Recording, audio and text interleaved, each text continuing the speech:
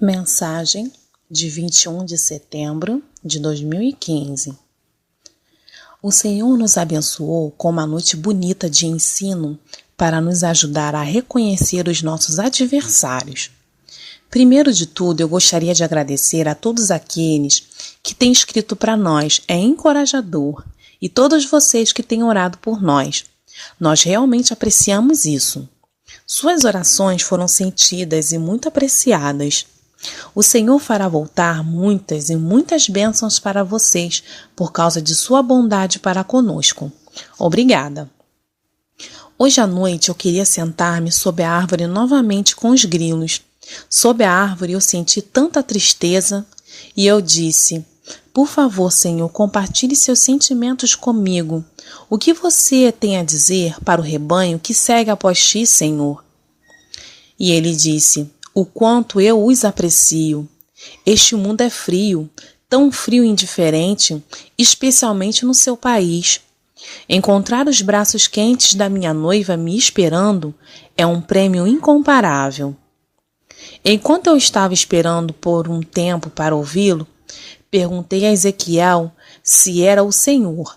Ele orou e obteve a confirmação de que era o Senhor. Mas Jesus não perdeu a chance. Ele disse: o quê? Você não conhece a minha voz ainda? Por que você esperou até Ezequiel se levantar de sua soneca antes que você começasse a falar comigo? Jesus. Isto é serem os dois um só. Um está diante de mim em petição e o outro escreve. Vocês precisam um do outro. Bem-aventurados vocês por terem essa relação. Dou todo o crédito a ti, Senhor. Sim, bem, você esperou por minha escolha. Desejo que todos façam isso. Obrigada, Senhor. Nunca serei capaz de agradecer a você suficientemente. Basta cuidar bem dele, como eu sei que você faz. Isso diz tudo. Sim, sob a árvore você estava sentindo minha tristeza sobre o estado das almas que se recusam a responder a mim. Eu estou a chamar todo dia, e nada, nem mesmo um gemido, apenas morte sobre morte. Almas que estão mortas são como pedras frias e indiferentes me pesando para baixo. É por isso que o tremor precisa vir. Zonas de conforto precisam ser quebradas. Aqueles incrustados com o mundo precisam ser descascados. Ah, se eu pudesse fazer de outra forma! Eu preferiria muito mais. Mas outras maneiras são muito leves e eu não obtenho a sua atenção. Então eu disse: e sobre a doença, Senhor? E Jesus me respondeu: sim, isso sempre provoca uma resposta, mas assim que eles ficam melhores, eles se esquecem de mim novamente. Você nunca vai realmente entender quanta alegria as almas neste canal podem me trazer. É difícil de entender como uma criatura poderia trazer-me tanta alegria, mas eles fazem. Eu sou tão grato que eu estou respondendo a muitas das suas orações e preparando-os para maiores graças. Sim, meu espírito se move sobre as águas turbulentas de suas famílias e começa a agitar os mortos de volta à vida, e eles vão elevar os seus olhos para os montes, de onde eu venho. Isso está acontecendo lentamente e quase imperceptivelmente, mas o gelo começa a derreter. Não os apressem, queridas noivas. Deixe-me abrir as pétalas da curiosidade e fome para que eles venham a receber o Filho do Homem. Outros em famílias ainda estão bastante endurecidos. Deixe-os para mim. Coloque a confiança em minhas promessas para vocês e deixe-os em minhas mãos capazes. Sozinho, eu entendo os tempos e as estações para que se arrependessem. E eu sou paciente, infinitamente paciente. Então, coloque sua esperança firmemente em mim e deixe-os ir. Não se preocupe. Por isso, só desperdiça energia, em vez de colocar esses pensamentos em cativeiro e coloquem a sua confiança em mim. Aqueles que depositam sua confiança em mim jamais serão envergonhados. Quando Jesus estava falando, eu vi um jogo de tabuleiro diante de mim, e haviam grandes moedas de ouro que foram empilhadas diante de nós, e todos nós pegamos nossas moedas e mudamos o tabuleiro para a posição de Jesus. Nós tínhamos nos agarrado às moedas na esperança de um avanço, mais uma vez, e nada aconteceu. Fomos liberando-as em confiança totalmente ao Senhor. E eu disse: Jesus, eu confio em você. Como resultado, isso já não nos atormentava com as possibilidades ruins e resultados. Em vez disso, tudo tinha sido entregue ao Senhor para que ele investisse. E Jesus falou: perversos são os tempos e mais perversos se tornam, mas meu povo precisa saber o que é que está por trás dessa maldade, para não matar o ignorante e deixar o culpado sair livre para a próxima vítima. É tão fácil para você colocar a culpa em outras pessoas quando eles agem mal, tão fácil. É como afirmar o óbvio com alto e assegurada confiança. Mas nada poderia estar mais longe da verdade. Na verdade, é a ignorância e a fraqueza daqueles que estão sendo usados que lhes permite influenciar você. Se eles soubessem que são espíritos maus, se vissem, se eles entendessem, eles iriam se ligar ao inimigo real e parar de permitir-se ser utilizado. Mas há uma certa liberação de raiva e frustração que é gratificante para aqueles que buscam de outros. Eles próprios têm sido oprimidos e engarrafados por tanto tempo. É realmente um alívio encontrar alguém que possam descontar. Alguém que parece óbvio para eles que eles devem descontar. E meu povo, na sua auto-retidão, acha que deve retaliar. Sim, você sabe que você foi culpada de alguma maneira nisso, Claire. E eu respondi: eu estava agindo inocente, Senhor? Perguntei. E Jesus disse: não, mas você estava pensando nos outros, não em si mesma. Isto é perigoso, meu amor. Sempre, para ser segura, coloque-se no lugar do outro. Além disso, você quase sempre pertence a este lugar quando eu falo com minha noiva, pois eu estou falando com você também. Eu disse: eu sei, Senhor. Obrigada por não me deixar esquecer isso, para que eu não fique mais orgulhosa do que sou. E Jesus respondeu: bem pensado, tenha certeza, eu não vou. Ele sorriu. Não, mas eu não posso enfatizar o suficiente para todos vocês para estarem cientes de que a cada dia atribuições individuais são feitas contra vocês, e o que parecia ser um fio de opressão antes está prestes a tornar-se uma torrente. Pois Satanás coloca mais e mais pessoas contra os cristãos. É por isso que eu quero que vocês sejam conscientes sobre aqueles que culminam, perseguem e rebaixam vocês. E posso te culpar por coisas que você nunca sequer considerou, que eles estão em um aperto com os demônios de ódio, escárnio e desprezo. Com as novas dimensões abrindo, vem uma enxurrada de mal a ser utilizado em várias tarefas. Bem, o que o Senhor está se referindo aqui é sobre a cerne, com as dimensões se abrindo. E Jesus continuou: o que foi uma corrente está prestes a se tornar uma torrente.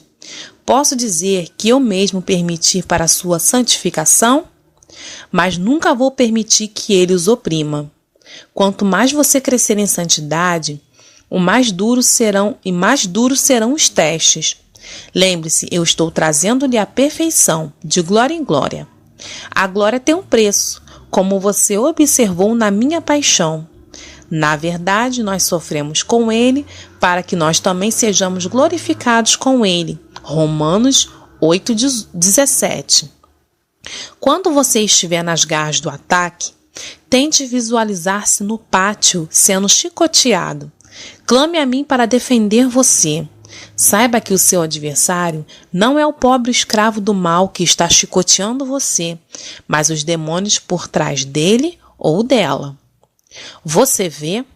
Essas criaturas vis cobiçaram a carne do homem desde a fundação do mundo, mas essas dimensões eram fechadas. Agora que elas foram abertas, o mal que tem queimado no inferno depois de séculos pode finalmente obter acesso à terra, a fim de desabafar e devorar aqueles que são minha imagem. Sim, o seu ódio é contra mim, mas eles são incapazes de tocar-me. Eles atacam minha criação, e especialmente aquelas almas que me amam de todo o coração. Então, a lição é: comece a reconhecer seu adversário. Isso irá mantê-lo fora de pecar contra os fracos e ignorantes. Sim, eles estão a cooperar com o mal, mas por conta própria eles provavelmente teriam passado pela oportunidade de criar problemas para você. É o espinho em seu lado, a flecha envenenada lançada pelos demônios que estão incitando-os e alimentam as chamas do ódio sem causa. Naquele momento, quando ele disse isso, eu, Claire, pensei nos sonhos de Rick Joyner. E Jesus disse: sim, eu dei a ele na esperança de que todos vocês vissem que o seu adversário é real. Esses sonhos são importantes para vocês, minhas noivas. Leia-os e deixe-os as lições irem fundo.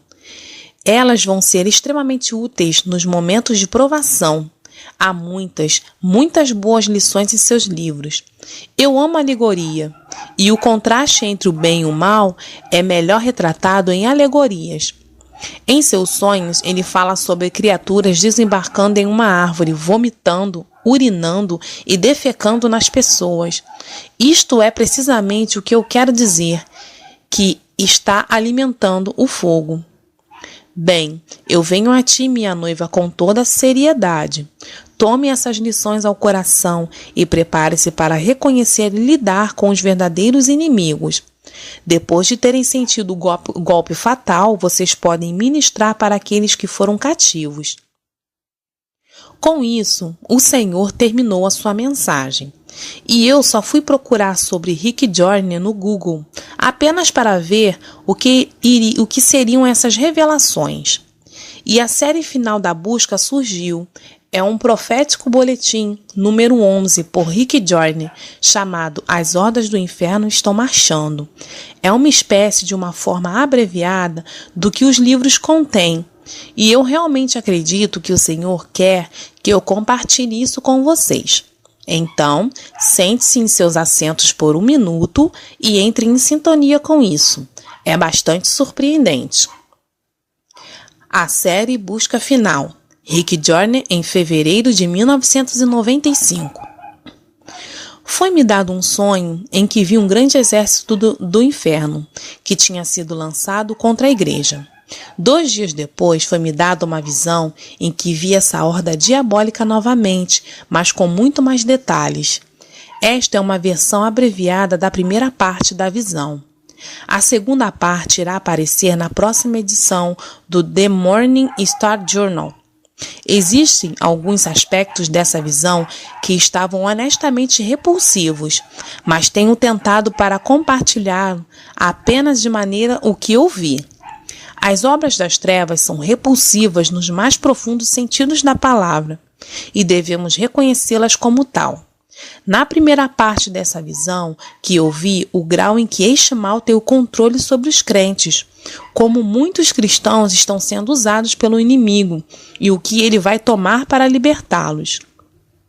Na segunda parte da visão, eu vi uma gloriosa igreja unificada que se levantará como um grande exército na batalha mais cruel e crucial de todos os tempos entre a luz e a escuridão. Esta batalha já está começando com raiva. Sonhos e visões são geralmente metafóricos, e este é definitivamente. Mesmo assim, o que ele representa é real e está acontecendo agora. Foi por essa razão que eu decidi compartilhá-lo nesta forma abreviada, embora possa às vezes parecer incompleto. Se você ouvir a voz do Senhor através dessa visão, não endureçais o vosso coração, revesti-vos de toda a armadura de Deus e se prepare para a batalha. Exército do mal. Eu vi um exército demoníaco tão grande que se estendia até onde eu podia ver. Ele foi separado em divisões, com cada um carregando uma bandeira diferente. As divisões principais e mais poderosas eram orgulho, autojustiça, respeitabilidade, ambição egoísta e julgamento injusto, mas a maior de todas era o ciúme. O líder desse vasto exército era o acusador dos próprios irmãos. Eu sabia que havia muito mais divisões do mal além do meu alcance de visão, mas estes eram a vanguarda desta terrível ordem infernal que agora estava sendo lançada contra a igreja. As armas transportadas por essa horda tinham nomes neles. As espadas foram nomeadas intimidação, as lanças foram nomeadas traição e as suas flechas foram nomeadas acusações, fofocas, calúnias e detecção de avarias. Escoteiros e trabalhadores menores de demônios com nomes como rejeição, amargura, impaciência, falta de perdão e luxúria foram enviados com antecedência desse exército para se preparar para o ataque principal. Eu sabia no meu coração que a igreja nunca tinha enfrentado nada como isso antes.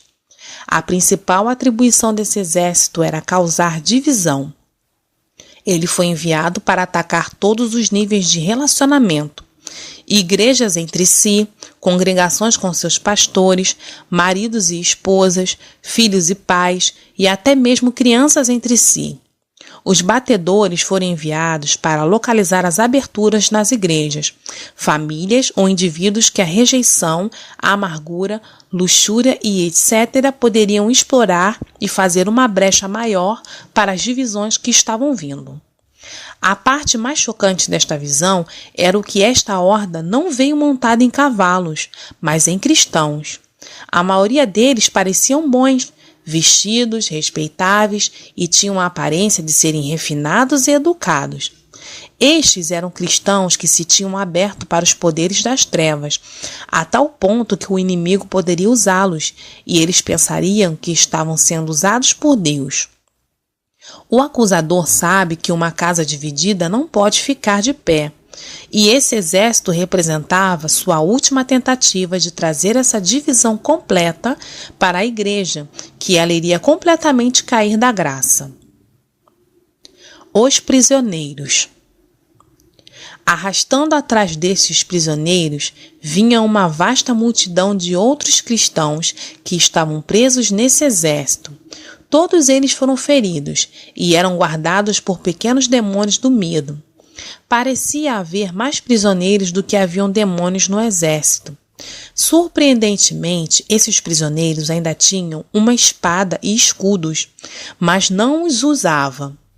Foi chocante ver que muitos poderiam ser mantidos em cativeiros por tão poucos desses pequenos demônios do medo. Estes poderiam ter sido facilmente destruídos ou expulsos, e os prisioneiros, se os prisioneiros tivessem acabado por usar suas armas. Acima dos prisioneiros, o céu estava preto com abutres nomeados depressão. Estes iriam pousar nos ombros de um prisioneiro e vomitar em cima dele. O vômito foi a condenação.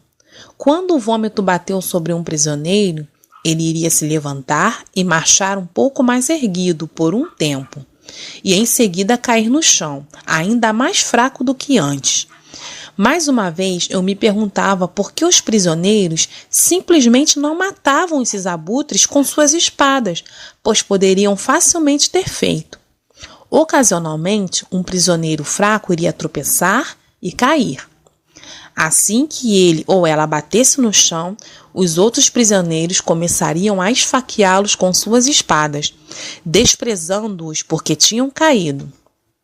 Eles então chamariam os abutres para começar a devorar o caído antes mesmo que ele estivesse morto. Enquanto eu olhava, eu percebi que esses prisioneiros que receberam o vômito de condenação eram, na verdade, servos de Deus. Então eu entendi que esses prisioneiros realmente estavam marchando no exército de Deus. É por isso que eles não matavam os pequenos demônios do medo ou os abutres, porque eles achavam que eram mensageiros de Deus. A escuridão da nuvem de abutres tornou tão difícil esses prisioneiros enxergarem que eles ingenuamente aceitaram tudo o que aconteceu com eles como sendo do Senhor. A única comida para esses prisioneiros foi o vômito dos abutres. Aqueles que se recusavam a comer simplesmente enfraqueciam até que eles caíram.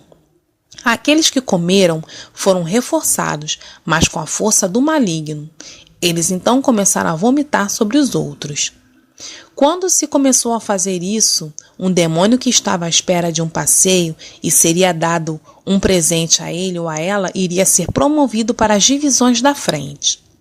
Ainda pior do que o vômito dos abutres era uma gosma repulsiva que os demônios foram urinando e defecando sobre os cristãos que eles montaram.